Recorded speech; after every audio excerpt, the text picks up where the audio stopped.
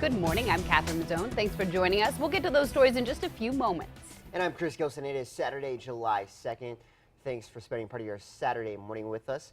And it is sticky outside. Oh, it's so muggy out there. Yeah, dew points are in the lower 60s for Albuquerque, which rarely happens. And we have those low clouds over the Sandia Mountains thanks to the showers and that moved through last night on your Friday, dumping about 200ths of an inch officially at the Sunport. Some areas getting a little more than that, but some quick showers last night. All that has come to an end. We are watching some spot showers just to our north around the New Mexico, southern Colorado state line, around Chama, seeing some spot showers this morning to start. Outside of that, most of New Mexico is dry this morning. We'll have another chance for showers and thunderstorms later on this afternoon. We're starting out in the lower 60s here in Albuquerque. A cool morning compared to several mornings in the past month. 50s in Santa Fe to start, 57 in south, 60s and 70s across the southern half of New Mexico. As we head into the afternoon hours, we're topping out into the middle to upper 80s, so a little bit warmer compared to yesterday, but we're going to heat things up in a big way soon. We'll take a look at that and your 4th of July forecast in a few moments. Thanks so much, Chris. Developing overnight, law enforcement shuts down part of I-40 at San Mateo while crews soak up gallons of fuel from the roadway. Take a look at this video we shot a little after 2 this morning. It wasn't long after emergency crews responded. Albuquerque police tell us this tractor trailer hit something in the road. Whatever it was punctured the fuel tank, causing a leak. No word on what exactly punctured the tank or how much fuel spilled, but police say the truck was carrying about 3,500 gallons. This morning, he'll wake up behind bars, but prosecutors want to be sure an accused drunk driver in Santa Fe isn't back out on the streets anytime soon. Scott Owens was out on bond for a DWI arrest in February, but was taken back to jail on Wednesday for violating conditions of his release. Prosecutors say not only did he fail a court-ordered drug test, but now his mandatory alcohol monitoring device is missing. In 2009, Owens was cleared of drunk driving in a crash that killed 4 teens. He pleaded guilty to another DWI in 2012. Former New Mexico governor and presidential hopeful Gary Johnson is still trying to get enough votes to participate in the presidential debates. Last night, the Libertarian candidate was a guest on Real Time with Bill Maher. Johnson was the Libertarian candidate in 2012 and won 1% of the vote. This year, he's polling over 10%. Johnson needs 15% of the national vote to participate in the presidential debates. Moving on to this, you can now bring your dog or cat onto city buses. The City Council proposed pilot program started yesterday, and it's aimed towards helping those who rely on the bus and their pets. The animals are only allowed to ride during non-peak hours. Dogs must be on a leash and muzzled, and cats have to be in carriers. Now, we didn't spot any riders with pets yesterday, but passengers we spoke to say they'll give it a try. And then, like my mother, she's disabled and she has a little dog named Lucky, and she loves that thing to death. And I think it would be good for her to get out, especially with her companion.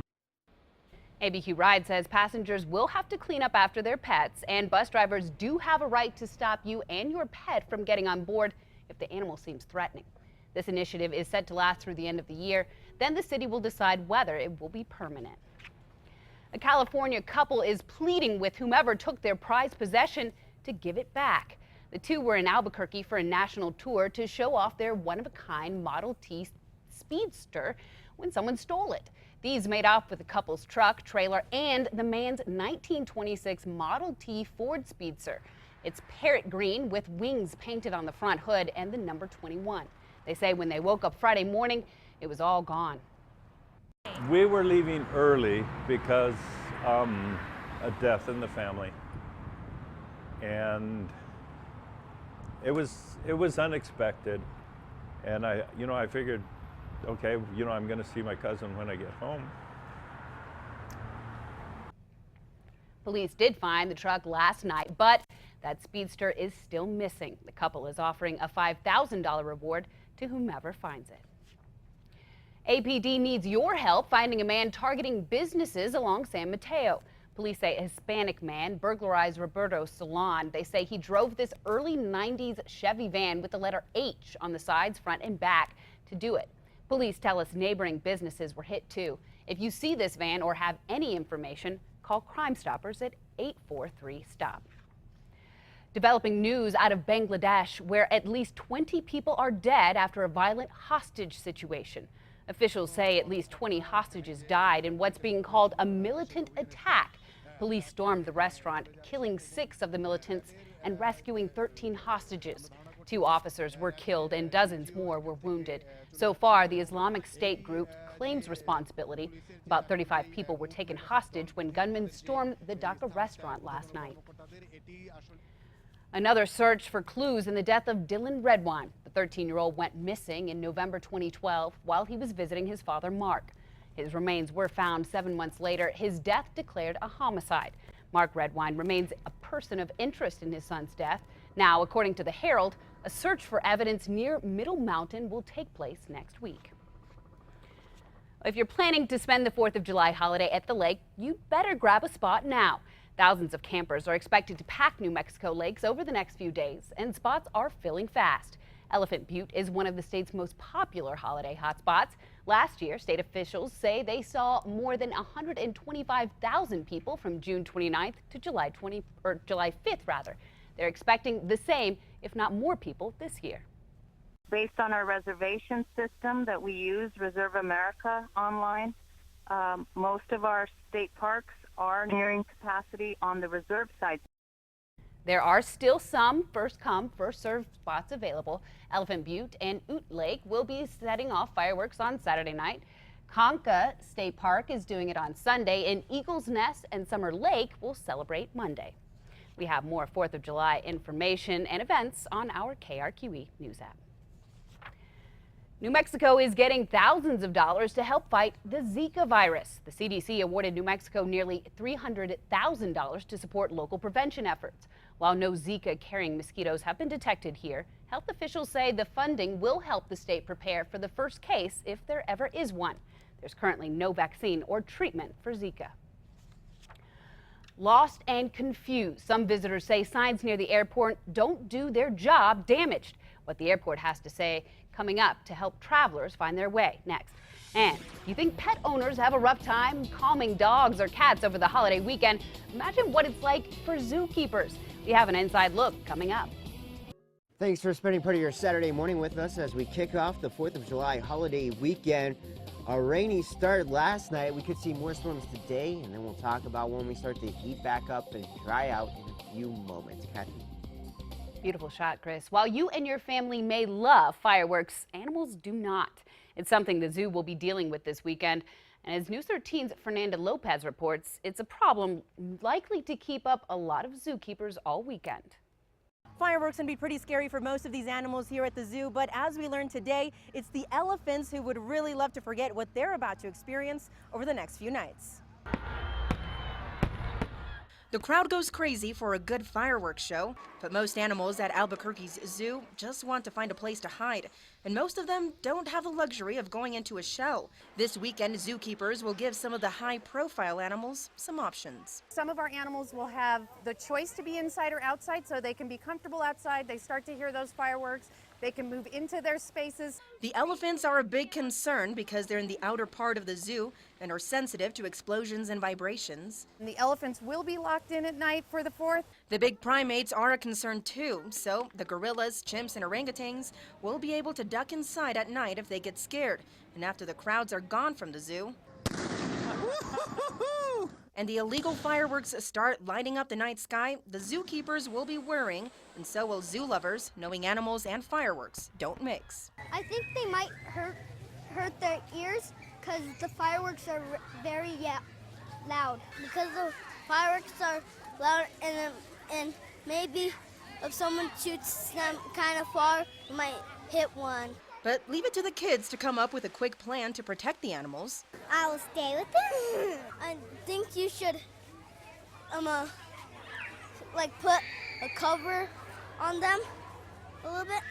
Zookeepers say they won't have to spend any nights down here at the zoo watching over the animals over the holiday weekend. Of course, there is security down here every night, and they can call in the zookeepers if any of the animals are really having a tough time. Fernanda Lopez, KRQE, News 13. If you're looking to hit the zoo on July 4th, it's open for an extra hour until 6 o'clock. Travelers say the Sunport is one of the nicest airports around, but they're concerned about 2 damaged road signs ignored for months. The signs are on Sunport Boulevard after you turn off of I-25. The airport says they're responsible for maintaining them, and the sun caused the damage on these too. They say it's gotten worse the past few weeks, and some visitors say they're left lost and confused. I was confused, especially since I didn't know how to get to the rental car part. So I looked up and then I'm thinking, oh my God, I'm really in a lot of trouble. The airport says they were hoping the signs would last through the end of the year, as the facility undergoes a $16 million facelift. During that process, all of the facility's signs will be replaced inside and out. There will be upgrades to the ticketing and baggage areas as well. So will the weather cooperate with your 4th of July holiday plans? Meteorologist Chris Gilson has the answer in his full forecast after the break. And residents in one New Mexico city now have a new way to beat the heat. Details next.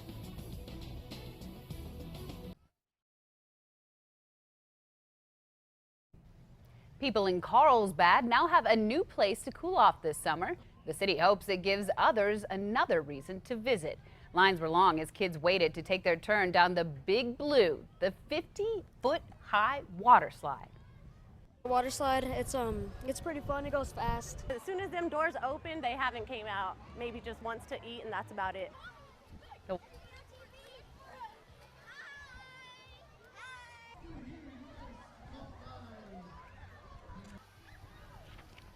Love water parks. I love water parks too, Chris. Yeah, they're pretty fun. We went to one in Denver this summer, and it was a pretty good time. A lot of slides, a lot of pools, the wave pool.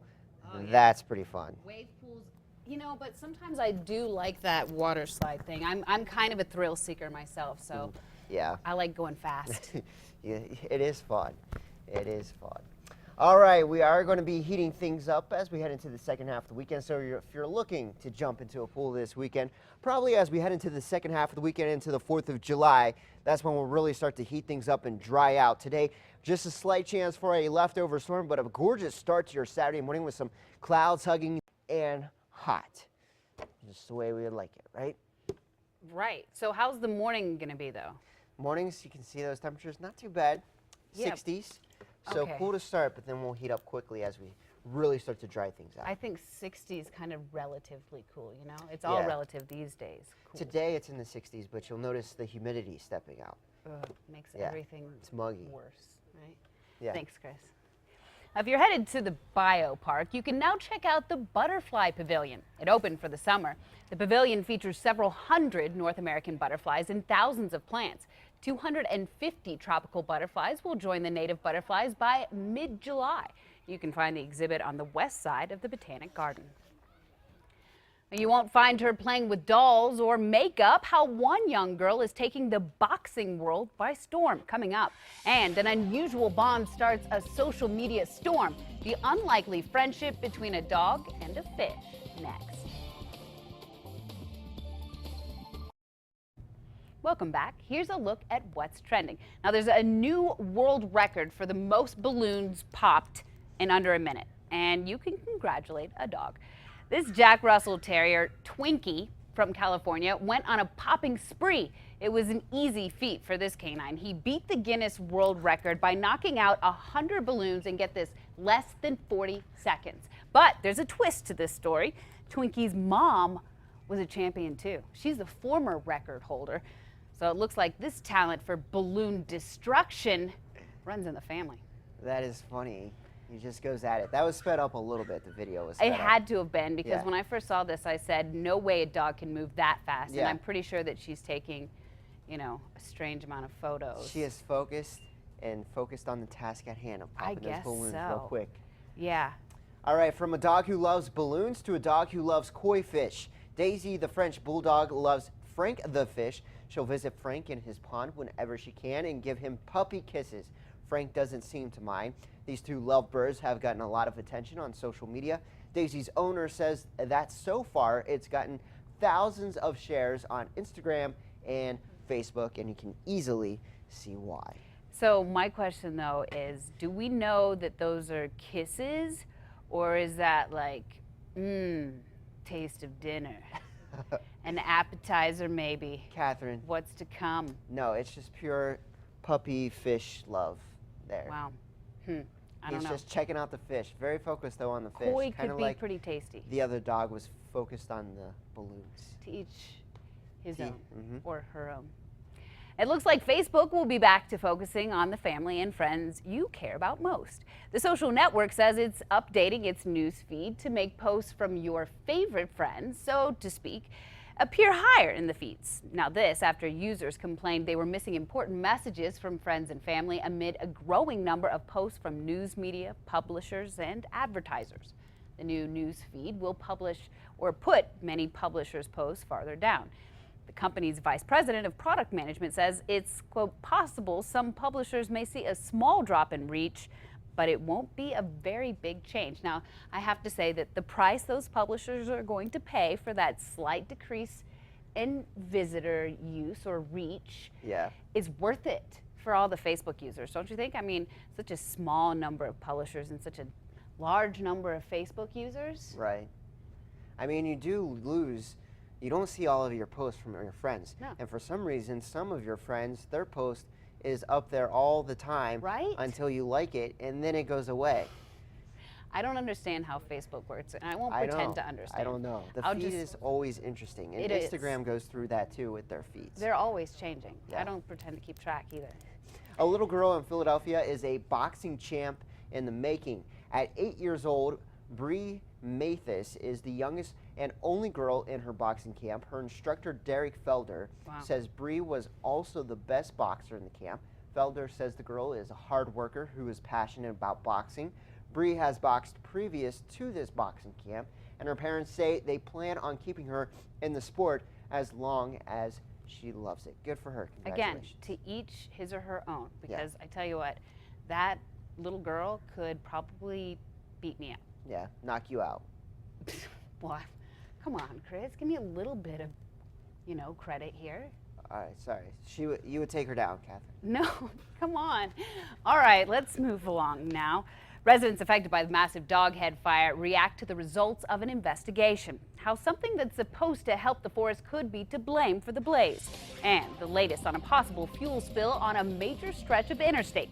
What we know so far, still to come. And here's a live look outside after the rain moved out. Our skies are clearing out, but we still have the chance for some storms in parts of the state today. We'll talk about that and your holiday weekend forecast.